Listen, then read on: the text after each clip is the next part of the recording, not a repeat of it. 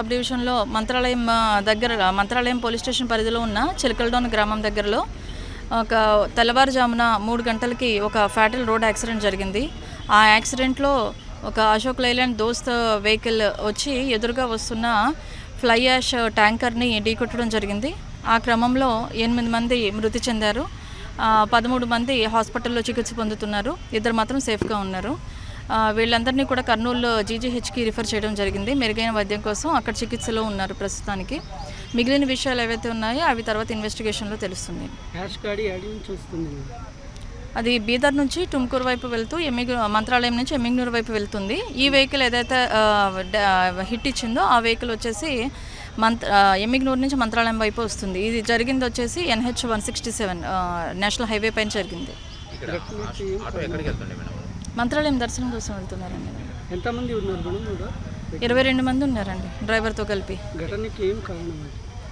ఇన్వెస్టిగేషన్లో తెలుస్తుందండి. అది కొంచెం రాంగ్ రూట్లో ఈయన లెఫ్ట్ సైడ్ వెళ్ళాల్సింది రైట్ సైడ్ వచ్చి లెఫ్ట్ సైడ్లో వస్తున్న వెహికల్ని డాష్ ఇవ్వడం జరిగింది. అశోక్ లైలాండ్ దోస్త్ వెహికల్ చిక్మంగళూరు నుంచి వస్తున్నారని తెలిసిందండి. వాళ్ళు మంత్రాలయం దర్శనార్థం నిన్న సాయంత్రం 4:30కి అక్కడ బయలుదేరారు అన్నట్టు తెలిసింది మనకి ಪ್ರಿಲಿಮಿನರಿ ಇನ್ಫಾರ್ಮೇಷನ್. ಇವತ್ತು ನಮ್ಮ ಮಂತ್ರಾಲಯ ಸಮೀಪದಲ್ಲಿ ಚಿಲಕಲಡೋನೆ ಬಗಲಾಗ ಚಿಕ್ಕಮಗಳೂರಿನಿಂದ ಮಂತ್ರಾಲಯ ರಾಘವೇಂದ್ರ ಸ್ವಾಮಿ ದರ್ಶನಕ್ಕೆ ಬರೋವಾಗ ಇಲ್ಲಿ ಆಕ್ಸಿಡೆಂಟ್ ಆಗಿದೆ. ಆ ಗಾಡಿಯಾಗ 21 ಜನ ಪ್ರಯಾಣ ಮಾಡ್ತಾಯಿದ್ದಾರೆ. ಅವರು ಇಲ್ಲಿ ಸ್ಪಾಟ್ನಲ್ಲಿ ಒಂದು 6 ಜನ, ಅಲ್ಲಿ ಹಾಸ್ಪಿಟಲಲ್ಲಿ ಒಂದು 2 ಜನ, ಎಲ್ಲ 8 ಜನ ಸತ್ತೋಗಿದ್ದಾರೆ. ಭಾಳ ಬಾಧಾಕರ ಆಗ್ತಾಯಿದೆ. ಅವರೆಲ್ಲರಿಗೆ ಅವ್ರ ಕುಟುಂಬಕ್ಕೆ ಸಾನುಭೂತಿ ತಿಳಿಸ್ತಾ ಇದ್ದೀವಿ. ಇದು ರಾತ್ರಿ ಪ್ರಯಾಣ ಭಾಳ ಕಷ್ಟ. ರಾತ್ರಿ ಪ್ರಯಾಣ ಮಾಡೋರು ಎಲ್ಲರೂ ಕೂಡ ಸ್ವಲ್ಪ ಹುಷಾರಾಗ ಪ್ರಯಾಣ ಮಾಡಿದರೆ ಬೇಸಿರ್ತದೆ ಅಂತ ತಿಳ್ಕೊತಾ ಇದ್ದೀನಿ. ಮಂತ್ರಾಲಯ ಬಳಿಯ ಕಲ್ಲದೇವರಕುಂಟ ಬಳಿ ಭೀಕರ ಅಪಘಾತವೊಂದು ನಡೆದಿದೆ.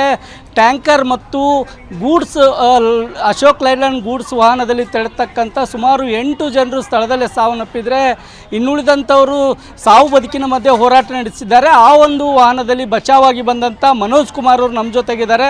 ನಾನು ಅವ್ರನ್ನೇ ಮಾತಾಡಿಸ್ತೀನಿ ಅಂತ. ಸರ್, ವೆಹಿಕಲಲ್ಲಿ ಎಷ್ಟು ಜನ ಇದ್ದರು? ಸರ್, ವೆಹಿಕಲಲ್ಲಿ 22 ಜನ ಇದ್ದು ಸರ್. ವೆಹಿಕಲಲ್ಲಿ 22 ಜನ ಇದ್ದು. 22 ಜನ ಇನ್ನೇನು ಹೇಳಿ ಸರ್, ಅದೇ ಹೇಳಿದ್ದೀನಲ್ಲ. ಎಲ್ಲಿಂದ ಎಲ್ಲಿಗೆ ಹೋಗಿ ಬರ್ತಾ ಇದ್ದಿದ್ರಿ ನೀವು? ನಾವು ಒಟ್ಟಿಗೆ ಉಡ್ಯೋದಿಂದ ಮಂತ್ರಾಲಯ ನೋಡಲೇಬೇಕು ಅಂತ ಹೊರಟಿದ್ವಿ ಸರ್. ನಾವು ಹೊರಟಿರ್ಬೇಕಾದ್ರೆ ಇನ್ನೇನು ಅಲ್ಲಿಂದ ಬಂದರ ಸೀದಾ ಅಜ್ಜಂಪುರಕ್ಕೆ ಬಂದು ಅಜ್ಜಂಪುರದಿಂದ ಸ್ವಲ್ಪ ಮುಂದೆ ಬರ್ಬೇಕಾದ್ರೆ ಒಂದು ಟೀ ಅಂಗಡಿ ಸಿಕ್ತು ಸರ್. ಆ ಟೀ ಅಂಗಡಿಲಿ ಟೀ ಕುಡೋದು, ಎಲ್ಲರೂ ನೀರಿಗೆಲ್ಲ ಕುಡ್ಕೊಂಡು ಸ್ವಲ್ಪ ರೆಸ್ಟ್ ಮಾಡೋರೆಲ್ಲ ರೆಸ್ಟ್ ಮಾಡಿದ್ರು.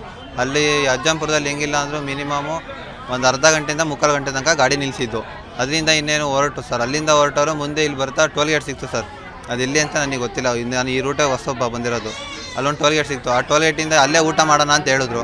ಏನೇ ಟೈಮ್ ಇನ್ನು 8:30 9 ಗಂಟೆ ಎಲ್ಲ ಬೇಡ, ಮುಂದೆ ಹೋಗಿ ಊಟ ಮಾಡೋಣ ಅಂತ ಇಲ್ಲಿ ಮುಂದ್ಗಡೆ ಬಂದ ಒಂದು ಟೋಲ್ ಗೇಟ್ ಸಿಕ್ತು ಸರ್. ಅಲ್ಲೆಲ್ಲ ಊಟ ಮಾಡಿಕೊಂಡು ಎಲ್ಲರೂ ಒಂದು ಅಲ್ಲಿ ಹೆಚ್ಚು ಕಮ್ಮಿ 1.5 ಗಂಟೆ ಗಾಡಿ ನಿಲ್ಲಿಸೋದು ಸರ್. ಗಾಡಿ ನಿಲ್ಲಿಸಿ ಇವಾಗ ನವೀನ್ ಅಂತ ಒಬ್ರು ಇದ್ರು ಸರ್, ಮತ್ತು ಸುನಿಲ್ ಅಂತ ಇಬ್ಬರು ಡ್ರೈವರೇ ಸರ್. ಅವರು ಬೆಂಗಳೂರಲ್ಲಿ ಪೈಂಟ್ ಅಂಗಡಿ ಹೊಡೆಯೋರು ಸರ್. ಇವಾಗ ಗೋಡನಿಂದ ಅಂಗಡಿಗೆ ಪೈಂಟು ಪಾರ್ಸಲ್ ಮಾಡೋದು ಸರ್, ಸಣ್ಣ ಅಂಗಡಿ ಆ ಥರ ಪಾರ್ಸಲ್ ಮಾಡೋರು. ಇಬ್ಬರು ಡ್ರೈವರ್ ಇದ್ರು ಸರ್. ಒಬ್ಬರು ತಪ್ಪಿದ್ರೆ ಒಬ್ಬರು ಹೊಡೀಲಿ ಅಂತ. ಅದು ಅಲ್ಲಿಂದೇನು ಬರ್ತಾ ಎಲ್ಲ ಊಟ ಮಾಡಿ ಹತ್ತಿದ್ರು ಸರ್. ಅಲ್ಲಿ ಬರ್ತಾ ಅದು ಹೆಂಗೆ ಏನಾಯಿತು ಅಂತ ಒಂದು ಗೊತ್ತಿಲ್ಲ ಸರ್. ಒಟ್ಟು ನಿದ್ದೆ ಬಂತು ಅಂತ ನಾನು ಮಲ್ಕೊಂಡೆ.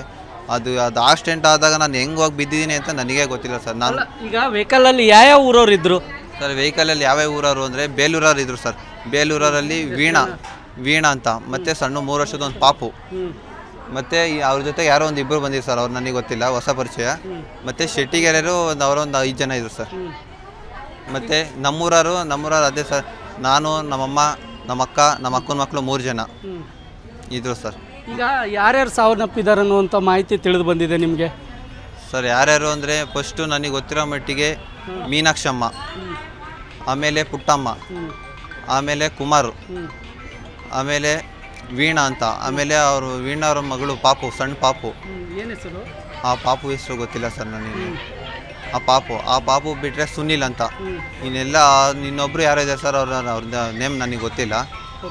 ಇನ್ನೆಲ್ಲ ಅದು ಇದು ಮೈನರ್ ರೇಟ್ ಆಗಿಬಿಟ್ಟಿದೆ, ಎಲ್ಲ ನರಳ್ತಾ ಇದ್ದಾರೆ ಸರ್. ಈಗ ಅಪಘಾತ ಆದಾಗ ನೀವು ಕೋಮದಲ್ಲಿದ್ದೀರಾ ಅಥವಾ ನೀವೇನಾದರೂ ಅಪಘಾತ ದೃಶ್ಯ ನೋಡಿದ್ರ ಹೇಗಿತ್ತು ಪರಿಸ್ಥಿತಿಯಲ್ಲಿ? ಸರ್ ಅಲ್ಲಿ ನೋಡೋ ಪರಿಸ್ಥಿತಿ ನಾನು ಬಿದ್ದಿರೋ ಹೊಡೆದಕ್ಕೆ ಬೇರೆ ರಾಯ್ದರೆ ಎದ್ದಣಕ್ಕೆ ಆಗ್ತಿರ್ಲಿಲ್ಲ ಸರ್. ಆ ಗಾಬರಿಗೆ ಏನಾಯಿತು ಏನೋ, ನಮ್ಮ ಅಮ್ಮರಿಗೆ ಏನಾಯಿತು, ಅಲ್ಲಿ ಬರ್ತಿರೋ ಗಾಡಿ ಒಳಗಿದ್ದರಿಗೆ ಏನಾಯಿತು ಅನ್ನೋ ಗಾಬರಿಲಿ ನನ್ನ ಧೈರ್ಯ ನಾನು ಮೆಚ್ಕೊಂಡು ನಾನು ಇದು ಬಂದು ಎಲ್ಲರನ್ನೂ ನೋಡಿಕೊಂಡು ನನ್ನ ಕೈಲಿ ಆದಷ್ಟು ಅಲ್ಲೆಲ್ಲರೂ ಬಂದು ಸರ್. ಎಲ್ಲರೂ ಬಂದಾಗ ಅವರು ನೀರೆಲ್ಲ ಕುಡಿಸಿದ್ರು, ಎಲ್ಲದನ್ನೂ ಮಾಡಿದ್ರು. ಅವರು ಹೊರಗೆಲ್ಲ ನನಗೆ ಹೇಳ್ಕೊಟ್ಟು ಸ್ವಲ್ಪ ಸಪೋರ್ಟ್ ಮಾಡಿಕೊಟ್ರು. ನನ್ನ ಜೊತೆ ಸುನ್ನಿ ಅಂತ ಒಬ್ಬ ಹುಡುಗ ಇದೆ ಸರ್, ಅವನು ನನ್ನ ಜೊತೆಗೆ ಸಪೋರ್ಟ್ ಮಾಡ್ಕೊಂಡ. ಆಂಬುಲೆನ್ಸಿಗೆಲ್ಲ ಫೋನ್ ಮಾಡಿದ್ರು, ಪೊಲೀಸರೆಲ್ಲ ಫೋನ್ ಮಾಡಿದ್ರು. ಇಡೀ ತಕ್ಷಣ 5 ನಿಮಿಷಕ್ಕೆ ಎಲ್ಲ ಪಟ್ಟನಾಗಿ ಬಂದರು ಸರ್. ಆ ಪೊಲೀಸ್ನವರು ಎಲ್ಲ ಬಂದು ನಮಗೂ ಸ್ವಲ್ಪ ಸಪೋರ್ಟ್ ಮಾಡಿಕೊಟ್ರು ಸರ್. ಅಲ್ಲ, ಈಗ ಅಲ್ಲಿ ಎಷ್ಟು ಜನ ಗಾಯಗೊಂಡು ಬಿದ್ದಿದ್ರು ಸರ್? ಗಾಯಗೊಂಡು ಬಿದ್ದಿರಿ 8 ಜನ ಡೆತ್ ಆಗಿರೋದು ಬಿಟ್ಟರೆ ಸರ್, ಇನ್ನು ಅಷ್ಟು ಈಗ ಸುನಿಲ್ ಒಬ್ಬ ನಾನೊಬ್ಬ ಬಿಟ್ಟರೆ ಸರ್. ಸುನಿಲ್ಗೂ ಸ್ವಲ್ಪ ಪೆಟ್ಟಾಗ್ಬಿಟ್ಟಿದೆ ಕಾಲು. ಈಗ ಜಾರಿ ಸ್ವಲ್ಪ ಮೈನರ್ ರೇಟ್ ಆಗಿರೋದು ಅಂದರೆ ನೀಟಾಗಿರೋದು ಅಂದರೆ ನಾನು ಒಬ್ಬನೇ ಸರ್. ಈಗ ಯಾರ್ಯಾರಿಗೆ ಎಲ್ಲೆಲ್ಲ ಗಾಯಗಳಾಗಿದ್ದಾವೆ ಸರ್? ಯಾರ್ಯಾರಿಗೆ ಎಲ್ಲೆಲ್ಲಿ ಅಂದರೆ ಆ ಸಣ್ಣ ಮಕ್ಕಳಿಗೆ ಕಾಲು ಕೈ ಎಲ್ಲ ತರಿಸ್ಬಿಟ್ಟಿದೆ, ಮುರಿದಿದೆಯೋ ಏನೋ ಗೊತ್ತಿಲ್ಲ ಸರ್. ನಮ್ಮ ಅಕ್ಕಗೆ ಒಂದು ಸ್ವಲ್ಪ ತಲೆಗೆ ಏಟಾಗ್ಬಿಟ್ಟಿದೆ. ನಿಮ್ಮ ಅಮ್ಮನೂ ಕೂಡ ಇದರಲ್ಲಿ ಡೆತ್ ಆಗಿದ್ದಾರೆ ಅನ್ನೋ ಮಾಹಿತಿ ಹೌದಾ? ಹೌದು ಸರ್, ನಮ್ಮ ಅಮ್ಮರು ಡೆತ್ ಆಗಿದ್ದಾರೆ ಸರ್. ಅವರಮ್ಮ, ನಮ್ಮ ಅಮ್ಮನ ಹೆಸರು ಮೀನಾಕ್ಷಮ್ಮ ಅಂತ ಸರ್. ಅಲ್ಲಿ ಬಾಡಿ ಎಳಿಬೇಕಾದ್ರೆ ನೋಡಿದೆ ನಮ್ಮ ಅಮ್ಮನ್ನ. ನೋಡಿ ನನಗೆ ಅಲ್ಲೇ ಕೈ ಕಾಲೇ ಆಡಲಿಲ್ಲ ಸರ್, ಆ ಥರ ಆಗೋಗ್ಬಿಡ್ತು. ಇದು ಅಪಘಾತದಲ್ಲಿ ಬದುಕುಳಿದು ಬಂದಂಥ ಮನೋಜ್ ಅವರ ಮಾತಾಗಿದೆ. ಮಂತ್ರಾಲಯದಿಂದ ಕ್ಯಾಮ್ರಾಮನ್ ಶ್ರೀನಿವಾಸ್ ಜೊತೆಗೆ ಜಗನ್ನಾಥ್ ಪೂಜಾರ್, SNET ಸುವರ್ಣ ನ್ಯೂಸ್.